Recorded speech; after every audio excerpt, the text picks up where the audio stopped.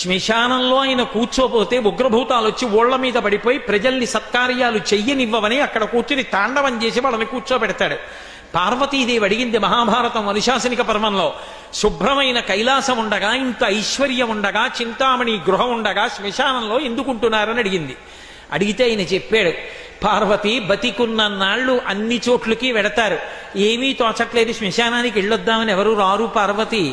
నేనంతవాణ్ణంటాడు, పొడుగ్గా ఉన్నానంటాడు, తెల్లగా ఉన్నానంటాడు, పండితుండంటాడు, పద్యాలు నాకు నోటికొచ్చంటాడు, ఉపన్యాసం చెప్పగలనంటాడు, నాకు పాటలొచ్చంటాడు, నేను నాట్యం చేస్తానంటాడు, నేను అధికారినంటాడు, నా దగ్గర డబ్బు ఉందంటాడు, నేను పాట పాడగలనంటాడు. ఇన్ని ఉన్నాయనుకున్న వాడిలోంచి ఊపిరి బయటికి వెళ్ళిపోయిన తరువాత వాణ్ణి తీసుకెళ్లి 4 కొత్త కర్రల మీద పడుకోపెట్టి చాప చుట్టి తాడు కట్టి పైన నూలుబట్ట కప్పి తీసుకొచ్చి అన్నీ తీసేసి కర్రల మీద పడుకోపెట్టి కాల్చేస్తుంటే జీవుడు లేచి నిలబడి పుర్రె పగిలిపోయిన తరువాత కన్న కొడుకు కూడా స్నానం చేసి వెళ్ళిపోతుంటే చీకటి పడిపోయాక, అయ్య బాబోయ్ చుట్టూ ఉగ్రభూతాలు, నా వాళ్ళన్న వాళ్ళు లేరు, వీళ్ళని నమ్ముకున్నాను, ఒక్కడు లేడని ఏడుస్తుంటే నేనున్నానురా అని చెప్పడానికి నేను కూడా లేకపోతే చచ్చిన వాడు 1000 మాటలు చచ్చిపోతాడని అక్కడ ఉన్నాను పార్వతి, నా కర్మకాల కళ్ళేనన్నాడు.